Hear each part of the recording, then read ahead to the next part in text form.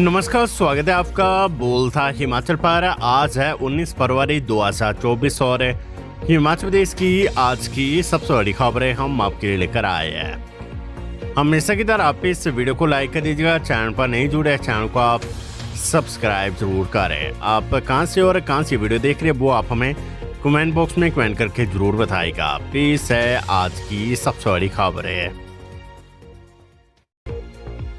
शिक्षा विभाग में 3000 अध्यापकों की विभिन्न श्रेणियों में जल्द होगी नियुक्तियां, शिक्षा मंत्री रोहित ठाकुर है। शिक्षा मंत्री रोहित ठाकुर ने कहा है कि गत वर्ष में सरकार ने लगभग 526 नई नियुक्तियों और 2323 पदोन्नतियां की थी। शीघ्र ही लगभग 3000 अध्यापकों की विभिन्न श्रेणियों में नियुक्तियां कर दी जाएगी। उन्होंने कहा है कि हिमाचल प्रदेश में शिक्षक और प्रशिक्षु अनुपात राष्ट्रीय स्तर से लगभग 3 गुना अच्छा है।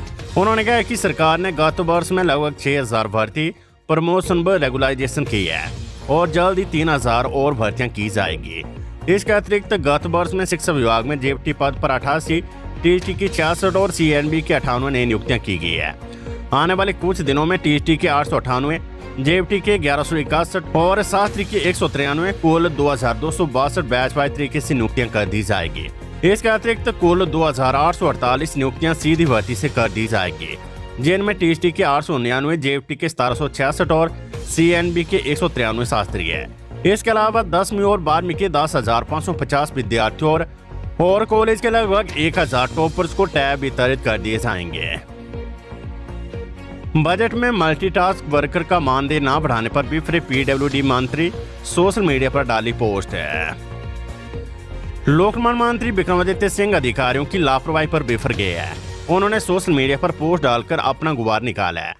अपने सोशल मीडिया पेज पर उन्होंने लिखा कि बजट में जिन वर्गों का जिक्र छूटा है वे अधिकारियों की लापरवाही की वजह से हुआ है। हमने इसका कड़ा संज्ञान लिया और सीएम सुखविंदर सिंह सुक्खू से इस विषय पर चर्चा की है। वे जल्द ही इस विषय में विधानसभा में स्थिति स्पष्ट करेंगे। बजट में लोक निर्माण विभाग में मल्टीटास्क वर्कर का मानदेय बढ़ाने का जिक्र नहीं है। मल्टीटास्क वर्कर का मानदेय नहीं बढ़ाने पर मंत्री ने बजट पर अपनी नाराजगी जताई है। इस मामले को उन्होंने मुख्यमंत्री सुखविंदर सिंह सुक्खू की मीडिया ब्रीफिंग समाप्त होने के बाद उनसे उठाया था, फिर देर शाम अपने सोशल मीडिया पेज पर पोस्ट डाली। ऐसे में उम्मीद की जा रही कि मुख्यमंत्री इस पर संज्ञान लेंगे और मंत्री की बात को बजट में शामिल करेंगे।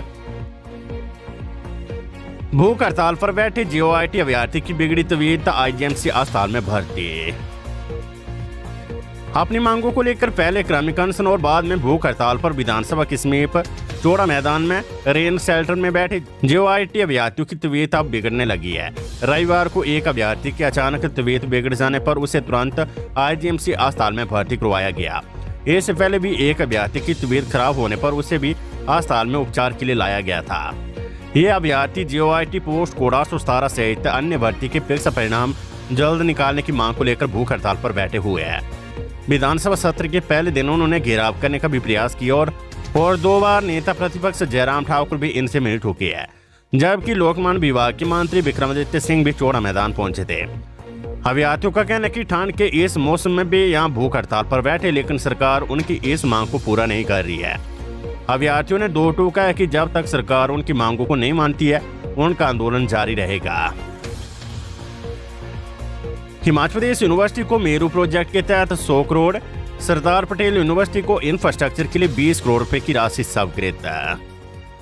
राष्ट्रीय उच्चतर शिक्षा अभियान यानी पीएम ऊषा के तहत केंद्र सरकार ने एचपीयू शिमला को 100 करोड़ और मंडी की एसपीयू को 20 करोड़ रुपए की राशि स्वीकृत की है। इस दौरान एचपीयू को मेरू प्रोजेक्ट यानी multi disciplinary education and research के तहत 100 करोड़ रुपए की राशि स्वीकृत की गई है, जबकि एसपीयू को इंफ्रास्ट्रक्चर के लिए 20 करोड़ रुपए की राशि मंजूर की गई है। अब प्रदेश को कॉलेजों को मिलने वाली ग्रांट का इंतजार है। हालांकि इसके साथ ही दोनों विश्वविद्यालयों पर नई शिक्षा नीति लागू करने का दबाव भी बढ़ गया है। केंद्र सरकार पीएम ऊषा के तहत उन्हीं संस्थानों व विश्वविद्यालय को ग्रांट देगी जो नई शिक्षा नीति को लागू करेंगे। इसे लेकर पहले केंद्र सरकार स्पष्ट कर चुकी है। ऐसे में दोनों विश्वविद्यालय को इस और प्रभावी कदम उठाने होंगे। एचपीयू को इस बजट के तहत नए शोध करने होंगे। बताया जा रहा है कि देश के 26 विश्वविद्यालयों का मेरू प्रोजेक्ट यानी multi disciplinary education and research के तहत चयन किया गया है। केंद्र सरकार की मदद से दौड़ेगी लोक निर्माण विभाग की गाड़ी, बजट में दूसरे नंबर पर पीडब्ल्यूडी। हिमाचल के बजट में पीडब्ल्यूडी का 90% हिस्सा केंद्र की योजनाओं पर केंद्रित है। राज्य सरकार ने पीडब्ल्यूडी को बजट के मामले में शिक्षा के बाद दूसरे स्थान पर रखा है और 4,317 करोड़ रुपए का प्रावधान किया है। लेकिन ये भारी भरकम धनराशि केंद्र के रास्ते हिमाचल आएगी। राज्य सरकार ने बजट में पीडब्ल्यूडी को लेकर जिन योजनाओं का धन खर्च करने की बात की है वे केंद्र की मदद से संचालित हो रही है। बजट से पीडब्ल्यूडी के खाते में प्रधानमंत्री ग्राम सड़क योजना, सेंट्रल रोड इंफ्रास्ट्रक्चर फंड यानी CRIF और 5 राष्ट्रीय उच्च मार्गों को डबल लेन करने और 250 करोड़ रुपए नेशनल हाईवे पर पुलों के निर्माण का प्रस्ताव केंद्र सरकार को भेजने का जिक्र शामिल है। RIDF में 205 किलोमीटर हिस्से और 27 पुलों के निर्माण को भी पीडब्ल्यूडी के साथ जोड़ा गया है। अस्थायी शिक्षक भर्ती को केंद्र दे पैसा, दिल्ली में उठाई मांग, समग्र शिक्षा एनुअल प्लान में भी शामिल है डिमांड। मुख्यमंत्री की बजट घोषणा के बाद हिमाचल में जहां एक तरफ शिक्षकों की नई भर्ती का रास्ता खुलेगा, वहीं दूसरी तरफ अस्थायी शिक्षकों की भर्ती के लिए राज्य सरकार में समग्र शिक्षा के तहत केंद्र सरकार से भी पैसे मांगे हैं। 2 सप्ताह पहले समग्र शिक्षा की एनुअल प्लान पर प्रोजेक्ट अप्रूवल बोर्ड की बैठक दिल्ली में हुई थी। इसमें राज्य सरकार के अधिकारी भी शामिल हुए थे। इसी एनुअल प्लान में अस्थायी शिक्षकों की नियुक्ति के लिए भारत सरकार से पैसे की मांग की गई है। सूचना मिली कि प्रोजेक्ट अप्रूवल बोर्ड की बैठक में इस मसले पर सहमति बन गई और भारत सरकार पैसे देने को राजी है। हालांकि अब यह तय होना है कि अस्थायी टीचर या टेम्परेरी शिक्षक रखने की नीति क्या होगी। कैबिनेट ने इससे पहले गेस्ट टीचर पॉलिसी को मंजूरी दे दी थी, लेकिन शिक्षित बेरोजगारों द्वारा विरोध किए जाने के बाद मुख्यमंत्री ने इसे होल्ड कर लिया था। आज विधानसभा बजट सत्र में प्रश्नकाल के दौरान एक सवाल के जवाब में खुद मुख्यमंत्री ने कहा है कि स्कूलों में आने वाले शिक्षकों की रिक्तियों को जल्द भरने के लिए टेम्परेरी टीचर रखे जाएंगे। ये पॉलिसी क्या होगी, इसको लेकर शिक्षाविदों से सरकार चर्चा कर रही है। प्रदेश सरकार भर्ती करेगी 3,000 एनटीटी टीचर। मुख्यमंत्री ने अपने बजट भाषण में प्री नर्सरी टीचर को लेकर भी बड़ी घोषणा कर दी है। 3,000 से ज्यादा ऐसे शिक्षक राज्य में भर्ती होंगे और 1 साल के एनटीटी डिप्लोमा को मान्यता दी गई है। हालांकि इन्हें ब्रिज कोर्स करवाना होगा। भर्ती शुरू होने से पहले शिक्षा सचिव को सामाजिक न्याय एवं अधिकारिता विभाग की सचिव के साथ बैठक करनी होगी ताकि कोलोकेशन वाले आंगनबाड़ी केंद्रों को ही प्री नर्सरी टीचर में ले लिया जाए। अब क्योंकि सीएम ने बजट भाषण में घोषणा कर दी है तो एनटीटी भर्ती को लेकर भी स्थिति साफ हो गई है। उच्च शिक्षण संस्थानों में पढ़ाई के साथ नौकरी भी कर सकेंगे विद्यार्थी, यूजीसी ने जारी की गाइडलाइन।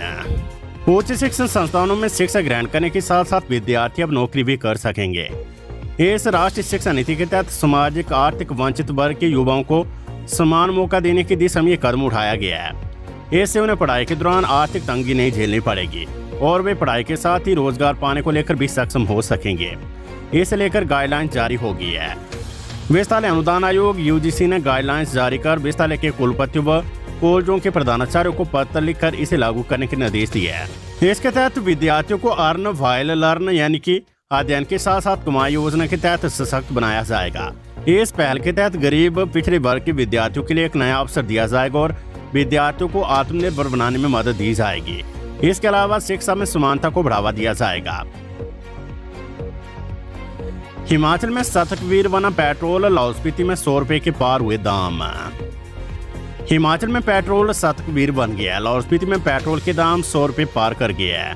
रविवार को यहाँ पर 100 रुपए 53 पैसे प्रति लीटर पेट्रोल के दाम रहे, जबकि शनिवार को यहाँ पेट्रोल के दाम 99 रुपए 2 पैसे थे। दूसरे स्थान पर किन्नौर में 99 रुपए 8 पैसे प्रति लीटर की दर से पेट्रोल पहुंच गया है।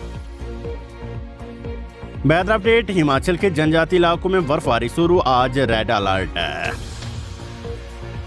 येलो अलर्ट के साथ अब प्रदेश के जनजातीय इलाकों में बर्फबारी का दौर शुरू हो गया है। मौसम के करवट लेने के साथ ही तापमान में भी गिरावट आई है। राजधानी शिमला सहित मैदानी इलाकों में रविवार को आसमान पर बादल छाए रहे, लेकिन बारिश व बर्फबारी नहीं हुई। वहीं रविवार को जनजातीय जिला लाहौल स्पीति सहित रोहतांग दर्रा, कोकसर व सिसु सहित अन्य ऊंची चोटियों पर बर्फ गिरनी शुरू हो चुकी है, जिसके चलते सोमवार यानी आज गरज व बिजली के साथ भारी से बहुत भारी बर्फबारी व बारिश होने का रेड अलर्ट जारी किया गया है और इस दौरान हवा की गति 40 से 50 किलोमीटर प्रति घंटा रहने का अनुमान है। मंगलवार और वीरवार को येलो अलर्ट रहेगा। इस दौरान लाहौल स्पीति, किन्नौर, चंबा, कांगड़ा, कुल्लू, मंडी, शिमला, सिरमौर व आसपास के जिलों के कुछ हिस्सों में गरज, बिजली और ओलावृष्टि के साथ बर्फबारी व बारिश के आसार है। मौसम विज्ञान केंद्र शिमला के निदेशक डॉक्टर सुरेंद्र पाल ने कहा है कि 20 फरवरी तक राज्य की ऊंची व मध्य पहाड़ियों पर अलग अलग स्थानों पर भारी बर्फबारी होने की संभावना है। 19 फरवरी को बहुत भारी बर्फबारी होगी। ऐसे में आवश्यक सेवाओं में व्यवधान होगा और दृश्यता में कमी आएगी। इसलिए लोग व पर्यटक संबंधित विभागों द्वारा जारी किए गए दिशा निर्देशों का पालन करें और सुरक्षा के पर्याप्त उपाय करें। खबर चंबा से। चंबा में जिंदा जला बुजुर्ग बाट पंचायत में चूल्हे की आग से चपेट में आने से दर्दनाक हादसा। चंबा जिले की ग्राम पंचायत बाट में शनिवार शाम चूल्हे की आग की चपेट में आकर बुजुर्ग की जिंदा जलकर मौत हो गई है। मृतक की पहचान रामदयाल वासी कुनवंग के तौर पर की गई है। पुलिस ने रविवार को साबका मेडिकल कॉलेज चंबा में पोस्टमार्टम करवाकर परिजनों को सौंप दिया है। जेपी नड्डा का कार्यकाल बढ़ाया गया। जून 2024 तक बने रहेंगे भाजपा के राष्ट्रीय अध्यक्ष। लोकसभा चुनाव के चलते भाजपा ने राष्ट्रीय अध्यक्ष जगप्रकाश नड्डा का कार्यकाल फिर बढ़ा दिया है। जेपी नड्डा अब जून 2024 तक भाजपा के राष्ट्रीय अध्यक्ष बने रहेंगे। भाजपा के राष्ट्रीय अधिवेशन में इस प्रस्ताव को मंजूरी दे दी गई है। ऐसे में अब 2024 के लोकसभा चुनाव की जिम्मेदारी जेपी नड्डा के कंधों पर रहने वाली है। बता दें कि इससे पहले भाजपा ने बीते साल भी नड्डा पर भरोसा जताते हुए उनके कार्यकाल को 1 साल के लिए आगे बढ़ाया था। अब डिपो से जितना मर्जी लो सरसों तेल। प्रदेश सरकार ने खाद्य उपदान के लिए रखे 200 करोड़। प्रदेश के राशन डिपो में उपभोक्ता अब जरूरत के अनुसार सरसों और रिफाइंड तेल ले सकेंगे। प्रदेश सरकार खाद्य उपदान के लिए 200 करोड़ से अधिक की राशि व्यय करेगी। सेब पैकिंग में यूनिवर्सल कार्टन का इस्तेमाल होगा शुरू। हर पेटी में होंगे 20 किलो सेब। अधिसूचना जारी। हिमाचल प्रदेश में 2024 के सेब सीजन से यूनिवर्सल कार्टन का इस्तेमाल शुरू कर दिया जाएगा। इस संबंध में कृषि विभाग ने अधिसूचना जारी कर दी है। सीएम सुखविंदर सिंह सुक्खू ने बीते दिन बजट में इसकी घोषणा की थी। अधिसूचना के अनुसार यूनिवर्सल कार्टन में प्रति पेटी 20 किलो सेब की पैकिंग होगी। इस दिशा में आवश्यक दिशा निर्देश तैयार करने के लिए सचिव कृषि की अध्यक्षता में दिसंबर 2023 में एक कमेटी का गठन किया जा चुका है। राज्य के बागवान लंबे समय से यूनिवर्सल कार्टन की मांग कर रहे थे। बैचवाइज भरे जाएंगे शास्त्री और भाषा अध्यापकों के पद। साक्षात्कार 28 फरवरी को। शास्त्री और भाषा अध्यापकों के पदों को बैचवाइज भरने के जिला रोजगार कार्यालय ऊना, आंबा, बंगाणा व हरोली में जिन अभ्यर्थियों के नाम प्रायोजित किए गए हैं उनका साक्षात्कार 28 फरवरी को सुबह 10 बजे शिक्षा उपनिदेशक प्रारंभिक ऊना के कार्यालय में होगा। ये जानकारी शिक्षा उपनिदेशक ऊना देवेंद्र चंदेल ने दी है। शास्त्री के 6 और भाषा अध्यापकों के 1 पद को बैचवाइज भरा जाएगा। भाषा अध्यापक का 1 पद अनारक्षित स्वतंत्रता सेनानी के आश्रितों के लिए है, जबकि शास्त्री के लिए 4 पद पूर्व सैनिक के आश्रित सामान्य, 1 पद ओबीसी पूर्व सैनिक के आश्रित तथा 1 पद एससी पूर्व सैनिक के आश्रितों के लिए आरक्षित है। काउंसलिंग प्रक्रिया में वे अभ्यर्थी भाग ले सकेंगे जो शास्त्री व भाषा अध्यापकों की भर्ती एवं पदोन्नति के लिए निर्धारित योग्यता पूर्ण करते हो। तो ये थी हिमाचल प्रदेश की आज की सबसे बड़ी खबरें। हमेशा की तरह आप इस वीडियो को लाइक कर दीजिएगा और हमारे चैनल बोलता हिमाचल को आप सब्सक्राइब जरूर करें। नमस्कार, जय हिंद, जय भारत।